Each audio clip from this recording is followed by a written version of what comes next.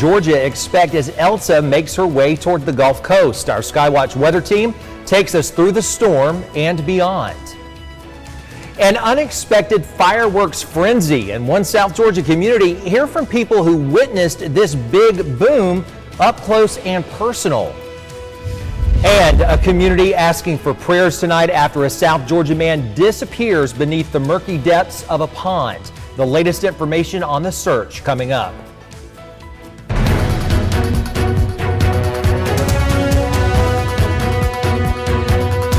Good evening, everyone, and thank you for watching Fox 31 News at 10. I'm Greg Loyd. Victoria DeCardenas has the night off. Hey there, everybody. Joe Spear here in the Skywatch Weather Center. A little bit of a wetter start here to the week, but on average, most of us saw a relatively dry day. This is a 3-hour loop starting at 6 o'clock, going to 9 o'clock. Decent amount of showers pushing out of the south, moving up to the north across much of southwest Georgia. Not many lightning strikes with them, but there were a couple. Now it seems that we're on the trend of tapering away, where more and more of those showers will disappear. All of that as a stationary front rode down along the North Gulf Coast earlier today. Could see that stretching here into Georgia, responsible for bringing some of those showers into the area. But draw your attention down towards Cuba. That's where our tropical storm Elsa is spinning around and is likely going to track here closer towards Georgia in the next couple of days. We'll see how the impacts of that move here into the mid-state and southwest Georgia in just a little bit. Here's what we did today in terms of temperatures. Got up to 90 degrees, slightly below average. Our daytime low, though, 76, was slightly above average. Both of those 3 degrees away from their normal spots, and of course a ways away from breaking any records. Even though there is still some rain in the area, our precipitation total here, at least for Albany, still registering at 0. So if it did rain, it might not have been enough to actually measure into something. What are we expecting for tomorrow? Well, we're going to start off on the cloudy side, and we're going to return back to our summer pattern. It's that afternoon and evening chance of a shower and thunderstorm moving through. We see that timing in closer towards 1 o'clock, lasting into the nighttime hours as well. Temperatures getting back to the upper 80s, if not some of us, and very few of us maybe even getting into the lower 90s. Now, coming up later in this half hour, here's what we'll be going over. The rain chances returning. We saw that's the case for tomorrow. We'll have below normal temperatures. We saw that was the case for today and tomorrow as well. So how much longer are patterns like this going to last? And we'll give you the latest on Elsa. It's the only thing we're looking at in the Atlantic right now, and it is tracked to move throughout the southeast. We'll get an idea of when it will do that and what kind of impacts we can see here in the southwest portion of the Peach State. Greg? All right. Thank you so much, Joe. Our top story tonight, rescue crews spent the day searching the murky depths of an Ashburn pond for a missing father of 5. Fox 31's Cheyenne Walker traveled to the scene today and spoke to those involved in this large-scale search. 33-year-old Jason Cooper went missing this morning after falling off of a jet ski in an Ashburn pond. O'clock this morning, there was 2 individuals on a jet ski riding in the pond here.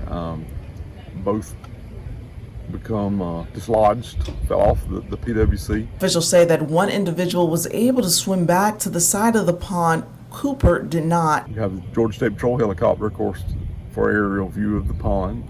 We had 2 boats on the water at this time, dragging the bottom, and a sonar boat at this time conducting a sonar search of the water as well.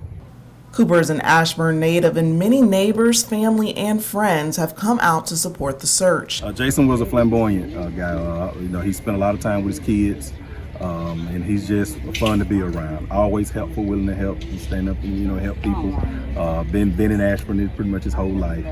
Just a good person, and we're hoping that some good comes from this. The search divers say they found the strap that connected Jason to the jet ski. We just want the community to continue to pray. If you're out there, if you're a prayerful person, continue to pray. That's what we're doing right now. We're just gonna let put it in God's hands and take it from there. First responders will continue their search tomorrow morning. 1 person is dead and 3 are injured after being shot at a sports bar in Swainsboro on Saturday. Police say an argument turned into a shooting at the Birds Sports Bar and Lounge. That's where police found Jamichael Kirkland dead from gunshot wounds. Police arrested Dallas Clark for murder and aggravated assault. A shooting overnight leaves 1 person injured in Savannah. Police say a man was shot on River Street near the Bull Street ramp. He was then taken to the hospital for non-life-threatening injuries. 2 more teens have been arrested for shooting a man in the chest at Joe's Meat Market in Cordele last week. Damari Dixon and Lee Savage III were taken into custody for aggravated assault and other gang-related charges. This comes after the arrest of teenager Rodrian Breeks, who faces similar charges. A Tifton man will spend half a century in prison for child molestation. Robert Roebuck has been sentenced to 50 years with at least 40 to serve behind bars. After that, 10 years of probation is possible. A fireworks display in the city of Hayhira this weekend didn't exactly go as planned, as the spontaneous finale had several people running for cover. Fox 31's Ariel Mallory spoke to people who witnessed this fireworks show that really went off with a bang.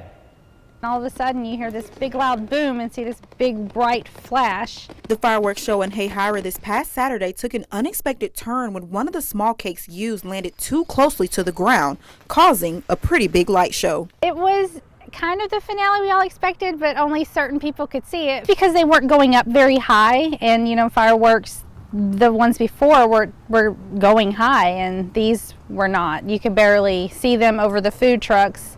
So you knew something was wrong. And those fireworks traveled pretty far too. Another viewer who came out to watch from Valdosta says despite all the chaos, they never felt they were in danger during the show. The fire department and the police department had set up safety perimeters, and at the whole time I felt safe.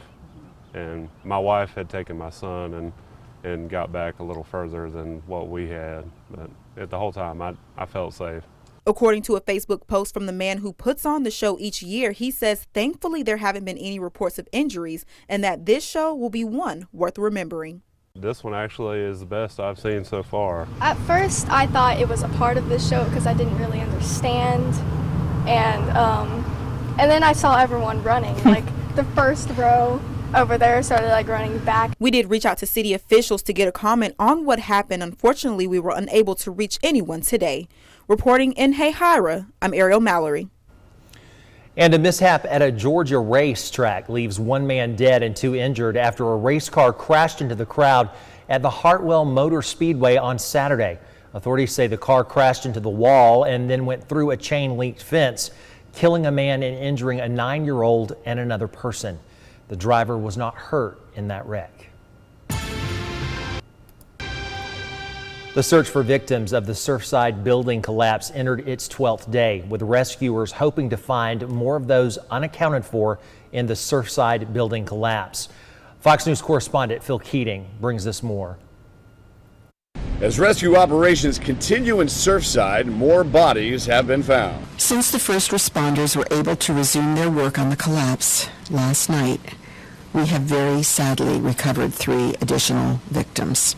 The Champlain Towers were taken down late Sunday over fears Storm Elsa may do it on her own. Officials say this decision was not made lightly. To collapse an entire apartment building is a devastating decision, and the demolition was in no way a decision that I made lightly. Bringing the building down in a controlled manner was critical to expanding our scope of search. Truly, we could not continue without bringing this building down. Florida Governor Ron DeSantis says the implosion will help rescuers speed up the search since they now have full access to more of the remains. The pile that was closest to the remaining structure was effectively inaccessible by our search and rescue people. And so when I went out there this morning, of course, the whole building's now down. They were on that pile that had been difficult for them to access, and so they're making a lot of progress with the search effort in that part. Miami-Dade County Mayor says the world is watching and praying for everyone affected by this disaster.